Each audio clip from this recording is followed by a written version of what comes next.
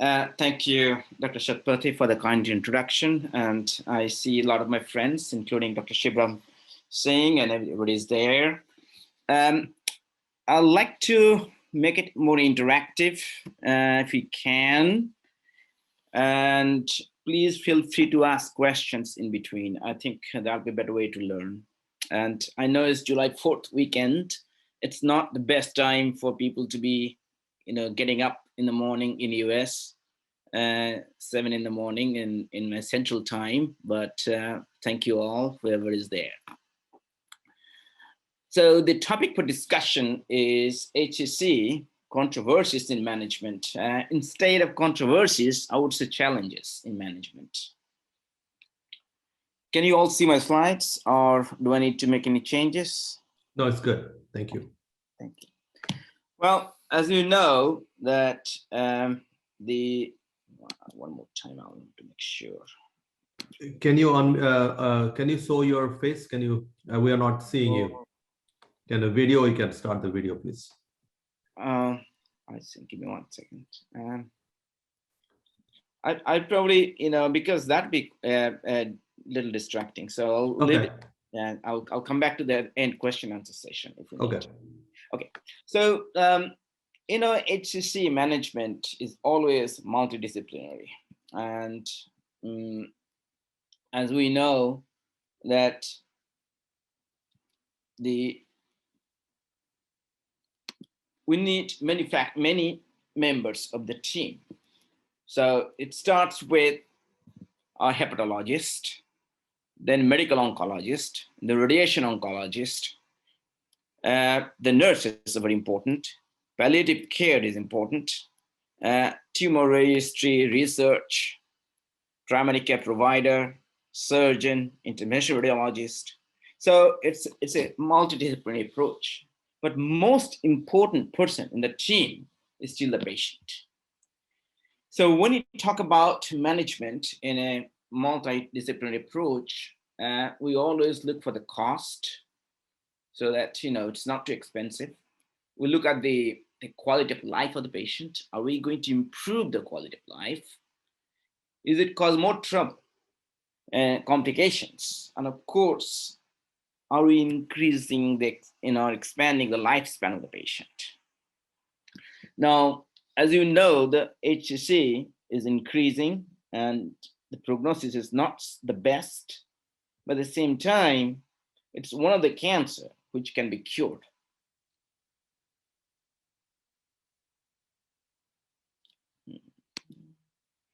All right, we'll start with the case. It's a 65-year-old lady, Hispanic. Patient presented with metabolic syndrome features, right? Diabetes, hypertension, hyperlipidemia. It's very common. And BMI 35, which is very common in Texas.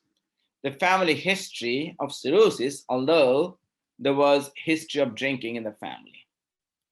She doesn't drink alcohol. And we did a fibroscan with CAP, and it is S3, so severe steatosis, and F3.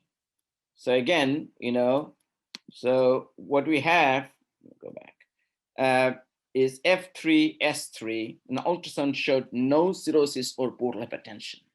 So the question is, should this patient have surveillance for HCC?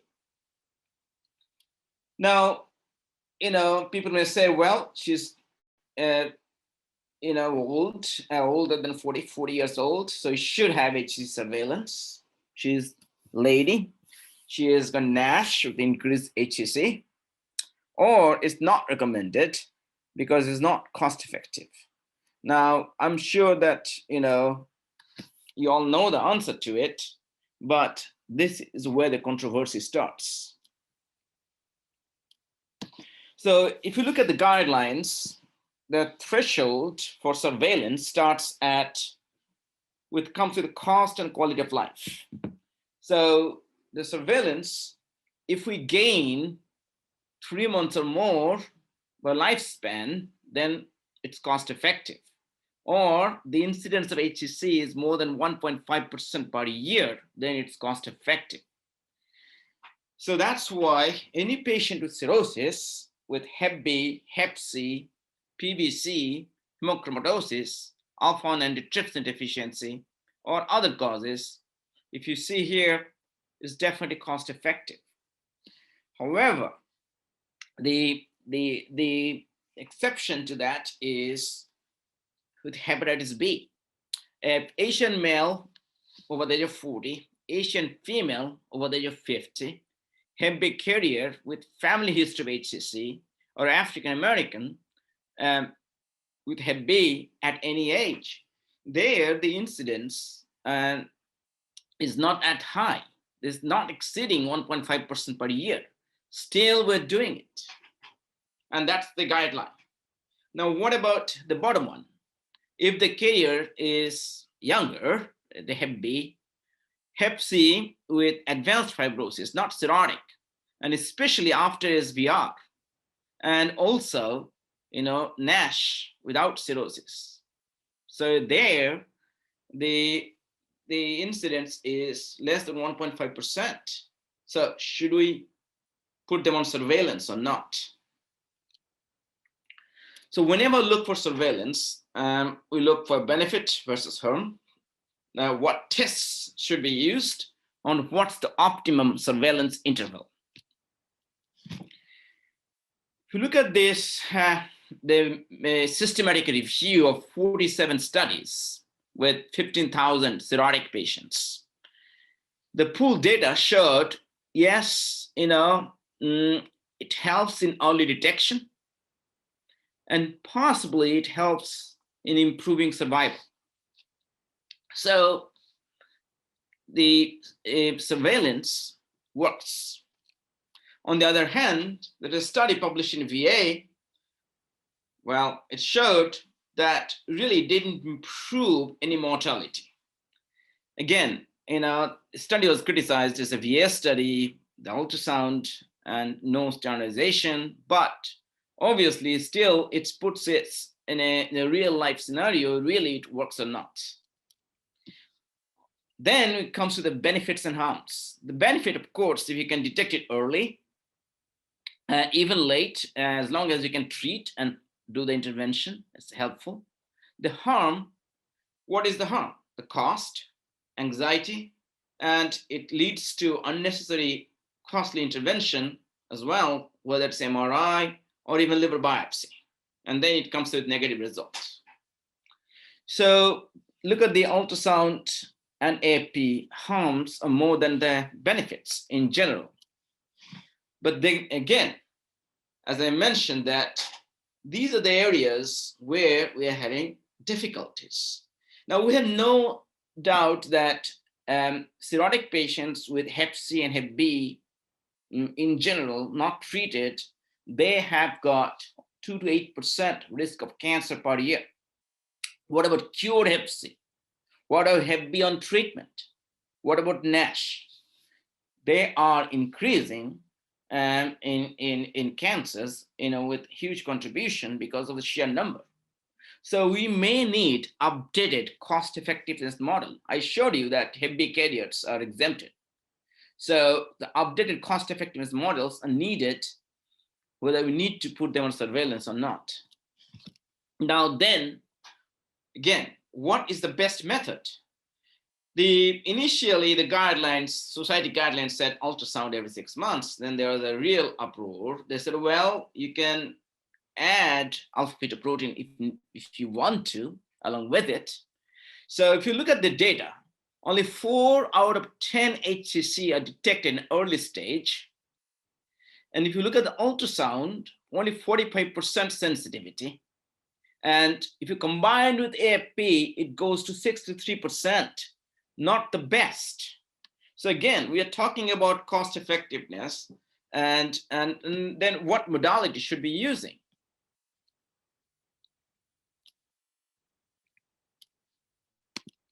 If you think about the MRI, well, it's very definitely more expensive and technically in your expertise. I'm not putting the CT data because people say, well, every 6 months, a year, CT scan is too much radiation. So here, if you see that comparing ultrasound and MRI, the ultrasound definitely did poorly compared to MRI.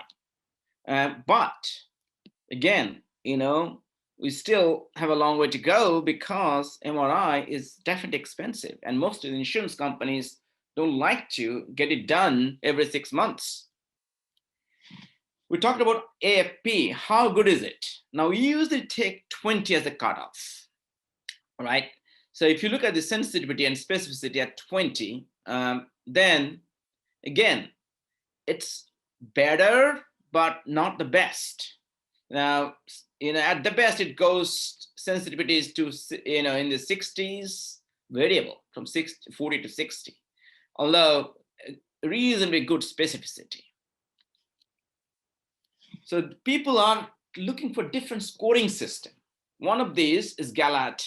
So they are now combining multiple things: age, gender, AFP, APL3, and DCP. And here, if you see in multinational studies, is definitely showing better, receiving operating carb than other modalities, especially individual, including AFP.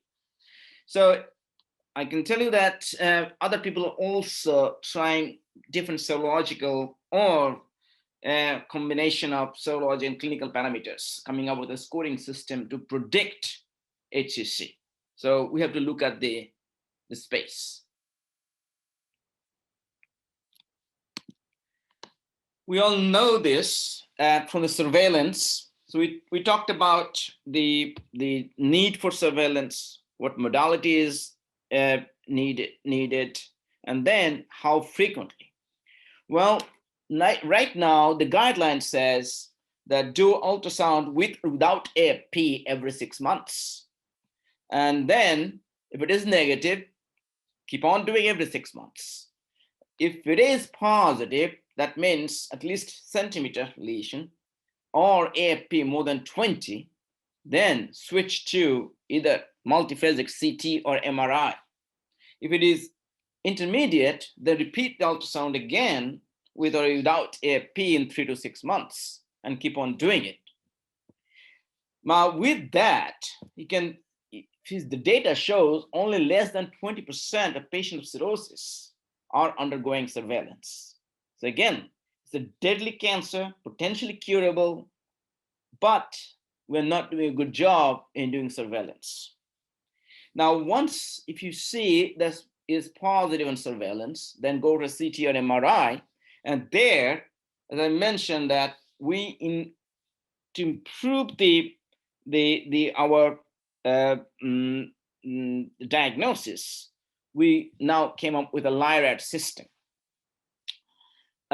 It can be with a CT or MRI. Now, LIRAD 5 is confirmed HCC. LIRAD M, there you don't know. It could be metastasis. It's not. It's definitely malignant, but not typical features of HCC. We'll come back to that in a minute. So LIRAD 4 or 5 or M may need a biopsy. And if it is LIRAD 1, repeat in 6 months, LIRAD 2 or 3, then we repeat in 3 months. Same MRI or CT scan. Now, what is LIRAD system? If it is, the lesion is 2 centimeters or more, which is T2, then you look at this contrast enhancement in the arterial phase, and then washout in the, as non-peripheral, washout in the delayed venous phase. Or there could be enhancing capsule, or there is a threshold growth, which is increasing the mass by more than 50% in less than 6 months. And that's what you do every 6 month surveillance. So that's confirmed, HCC. Now, if it is 10 to 19 millimeter, less than 2 centimeter, then you need not only the enhancement, but all of the following: washout, capsule, and threshold growth. That puts you into the diagnosis of LIRAD 5, which is HCC. So in this patient, obviously patient was not put on surveillance in 2015. So 2019, patient comes with some upper abdominal discomfort. The contrast scan showed 16.5 centimeter HCC and AFP of 200. Platelet still 150. Bilirubin is 1.2, well compensated. So what to do now? Should we go for resection? Should we go for transplant? Should we go for local regional treatment for downstaging, or go for resection with neoadjuvant therapy, chemosystemic therapy before resection, or we call adjuvant after the resection? Well, obviously we deal with that almost every day. So whenever you're dealing with a large HCC, then you look at the size and the total diameter, and of course look at the number of lesions. Very important is underlying liver function, child-pugh status, bilirubin, any presence of portal hypertension, especially clinically significant portal hypertension, vascular invasion, extrahepatic spread, and overall functional status. Now, here is the difference between oncologists and us. They go by TNM classification, but limitation of TNM classification is that don't take into account of liver function, presence of portal hypertension, or patient's overall functional status. So liver function status and patient's functional status is very important to us. And they only go with number, size, and any vascular invasion or extrahepatic spread. So that's why we go with Barcelona classification. Now, there are other classifications internationally that need some validation. Some has more pros and cons. But this patient, for example, okay, so if the patient is child-pugh A and single less than 2 centimeter, good functional status, stage 0. And if it is T2, single up to 3, up to 5, and then 2-3 nodules up to 3 centimeter, and good function status, that's stage A. And our patient is here, good functional status, child-pugh A, but larger than 5 centimeter. So that's intermediate stage B. And if there is vascular invasion or any metastasis on lymph node, that's stage C. And beyond that, or if the patient has got gross decompensation, that's child-pugh C. So that's stage D. So what happens? If it is stage 0, you can go for resection or local ablation therapy, radio frequency or microwave. If it is stage A, our preference is transplant. You can go for resection or other ablation therapy. But again, remember, all these things were if the patient is child A. If the patient is child C, then transplant is the option. Stage B, like our patient, is you go for local regional treatment with TACE or TARE. So chemoembolization or radioembolization, or better if you can downsize it and do a transplant. If it goes in vascular invasion or metastasis, systemic chemotherapy or even radioembolization is of choice. Combination doesn't work. Stage D, when far too advanced or patient's child C, then transplant or best supportive care. So that's BCLC classification. For us, again, the transplant is T2, single tumor up to 5 centimeter, or 2-3 tumors, none exceeding 3 centimeter, or no vascular invasion or extrahepatic spread. This is Milan, still standard and universally accepted for transplant. Now, we do in some places go with UCSF and some places modify it, the expanded criteria, where single tumor up to 6.5 centimeter or 2-3 lesions, none exceeding 4.5 centimeter, and total diameter up to 8 centimeter, and of course, no vascular invasion, extrahepatic spread. And with that, the transplant showed very good results. Overall, 5-year survival rate exceeds 80%. And nowadays, with curing Hep C it's probably going to reach more than 90%. What about resection? Now, the main problem with the resection in cirrhotic patient is recurrence up to 70% at 5 years. Now, if you look at the guidelines, American guideline has got some size and number restriction, but overall, internationally, tumor size doesn't matter.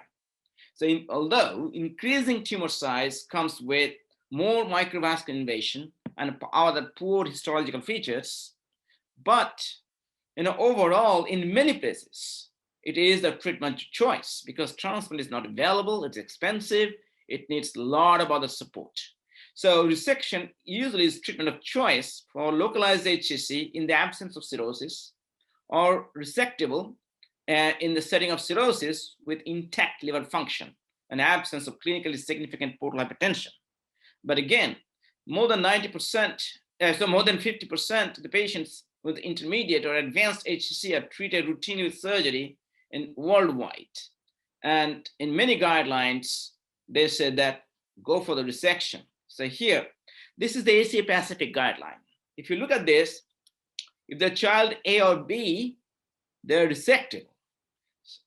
Tumor number doesn't matter, size doesn't matter, you can go for it. So our patient literally can be resected if it is deemed resectable. And of course, you can do local ablation as well, if within the size. But otherwise, our patient, as I mentioned, that very well within the realm of resection worldwide. Now, before you resect, again, we mentioned, of course, patient's functional status is important. Liver function is very important. Now, portal hypertension, if there is presence, then, if you really, it falls into the high-risk group, especially if it is a large tumor, more than 3 segments involvement, or multiple tumors involving more than 3 segments. There's a high risk of decompensation, more than 30%. That's a red flag. But if there is no portal hypertension, then obviously with MELD score low, less than 9, safely can resect. Even MELD score is more than 9, watchfully you can resect. So the risk of decompensation is based on portal hypertension, extent of resection, and underlying liver function. I'm highlighting again and again, underlying liver function and portal hypertension, of course, patient's functional status as well. The likelihood of decompensation is high if falls into high-risk group. So more than 30%, don't do it. Low, do it. Intermediate, use it with caution. Now, some patients after resection has been transplanted because salvage liver transplant, and who got HCC recurrence or decompensation after resection.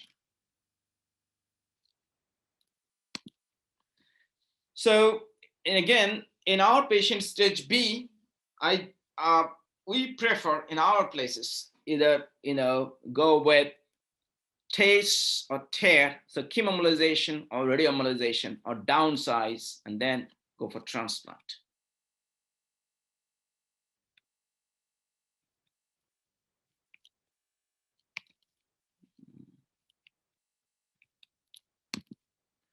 So thermal ablative techniques have the best effectiveness if the diameter is less than 3 centimeters. We prefer microwave than RFA. We don't use ethanol injection at all. Now, stereotactic radiation therapy has been found to be a good alternative to thermal ablation. But we need more data. I'll show you some in a minute. Now, what about radioembolization over chemoembolization? In general, we go with chemoembolization, but if there are multiple tumors or this too large, most of the time we prefer radioembolization. So as you know, and BCLC-B, poor candidates for TACE, we go with radioembolization. Larger tumors involving more than 2 segments, especially if there's the branch portal vein invasion, go with radioembolization. And if it is failing and patient is progressing in spite of giving chemoembolization, go for radioembolization. So in this patient, for example, beyond Milan, and best thing is you can downstage it to Milan and then go for transplant. What about AFP? I said, several studies have shown that AFP is an independent predictor for overall survival and also for recurrence after transplant. AFP is a pre-transplant predictor of HCC recurrence. And so patients presenting with AFP more than 1,000 is a big problem. So really, we don't get an exception point for transplant unless you downsize it and bring the AFP to less than 500. It's not just bring it to Milan, but also AFP should be reduced to less than 500. So what about the role of neoadjuvant adjuvant therapy? So we talked about downstaging with radioembolization, chemoembolization. And of course, if you want to use local ablation, if it's a smaller tumor. Now, is there any role for neoadjuvant adjuvant therapy? The trials are ongoing, but I can say that remember, this intermediate stage tumors, nowadays, people are more and more planning to use systemic therapy. It's called stage migration. So now, 2019, patient comes. We did a new imaging. The patient came with 6 centimeter tumor from outside, but we saw that, it's only a few months. Let's repeat the scan in our center. We did a new scan and found it actually bigger. And portal vein thrombosis extending the right portal vein, and AFP is 13,000. So we discussed in multidisciplinary tumor board, as we mentioned in the board earlier, it's the multidisciplinary approach, and we recommended radioembolization with Y90. So good bilirubin, we always check what's the bilirubin level. Usually don't do it if the bili is more than 2, and make sure the kidney function is good. And so here, what is the best step? Again, you can do surgical resection. You can do local regional treatment as we're doing it. Systemic therapy, again, neoadjuvant or even adjuvant after resection is possible. We'll come back to that in a minute. And combination of LRT and systemic therapy. There is more studies ongoing. So far, Y90 and the chemotherapy did not give a good result yet, but we have to watch the space. So this is our patient now. So instead of intermediate stage, we see the patient has advanced stage, stage C, because of portal vein invasion. So our options, we decided to go with TARE because patient's function status is still good. And as I mentioned that it is child A, so why not go with radioembolization with TARE? And as I mentioned, that combination still, the study is ongoing, but so far, whatever trials we have, this combination didn't go any superior results. So if not a candidate for resection or transplant, can we treat with LRT alone? And what's the optimum time to use systemic therapy? So now if the patient didn't have any vascular invasion, okay, but cannot get resected, cannot be transplanted, we can use actual radiation therapy as well. So people actually for over the years has ignored that HCC is a radiosensitive tumor. So if you look at this, the patient is unsuitable for resection, transplant, or radiofrequency ablation, then you can use radiation therapy as a bridge to transplant. SBRT we have used in many patients.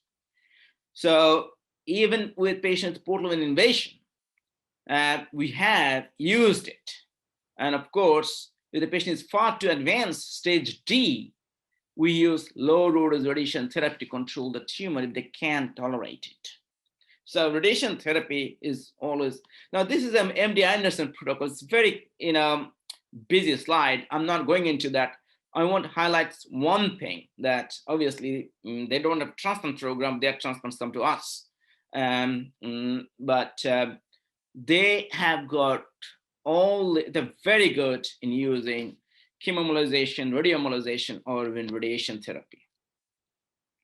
And as you know, the first systemic therapy was Nexavar, but it only expanded survival about 3 months. But nowadays, the first line is Atezolizumab. But again, the ongoing XRT radiation therapy 190 trials are going on. So far, as I mentioned, that data did not show any benefit combining all comers or versus Nexavar in that way, 190 data, but we had to look for more studies. So what's the rationale for SBRT? They work better if the tumor is less than 3 centimeters and away from large vessel. Radiation is effective when the tumor is even larger and near the invading major vessels. So as you know, we can't ablate if the tumor is too big or close to the large vessels. You can use radiation therapy in that cases. And so the survival definitely is increasing in these patients. So survival is reasonably good if you use radiation therapy. And we have used SBRT in patients who are going for transplant when we cannot ablate them. And if they're closer to vessel. So in this particular patient, we went for Y90. I'm not going into the details of that. Okay, so our society recommends use of systemic therapy with no therapy if the patient is child A, or even some patients with child B, if they have macrovascular invasion and or metastatic disease. So in this particular patient, we, again, patient has vascular invasion, so we cannot be a transplant candidate anymore. So it's more palliation treatment. So again, first we saw, okay, 6 centimeter, we can do the Y90, then downsize it. If the AP improves, size improves to Milan, we go for transplant. When we did the repeat scan, it shows vascular invasion. So transplant is not an option anymore. It became stage C. So only option we have is systemic therapy or a Y90. It's more palliation than anything else. So we have come a long way since our older days about these systemic therapy. The first breakthrough, of course, in 2007, when Nexavar was approved, and that was a study in New England Journal I shown before. And since then, we have immunotherapy, multi-kinase inhibitors, and a lot of drugs have come up. But really what is now as a first line is this, Atezo and Biva. Because of this study, Embrave 190, it's showing definitely improved survival. So first line therapy is Atezo and Biva, and especially child A, good functional status, and of course always look for varices and control the varices before you put them on treatment to prevent bleeding. And when there's a contraindication, you can use sorafenib or lenvatinib as first line as an alternative. But this combination has become, as a first line, we mentioned about with a new adjuvant and adjuvant therapy, the trials are going on, combining these two before surgical resection or after resection. Now, this patient actually responded well to Y90 initially. But again, what happened is, I think we precipitated the decompensation. Now patient has ascites, patient has HE, bilirubin is 4, MELD score 20. So really, if the patient is not for a transplant candidate because of vascular invasion, so the only option we have is this, right? Patient is now terminal stage D because patient now has decompensation. So by definition here, we have become stage D. And stage D, the best supportive care and transplant if there is no contraindication for transplant, but in this patient, we cannot do transplant. So this patient eventually went for supportive care. And I think that's the kind of outlining the current treatment. I did not go into the second line systemic therapy in this patient because, none of these are really indicated for decompensated cirrhotic. And of course, in immunotherapy and other stuff, they are evolving and they are having trials in child B, not necessarily in child C. With that, I will take questions.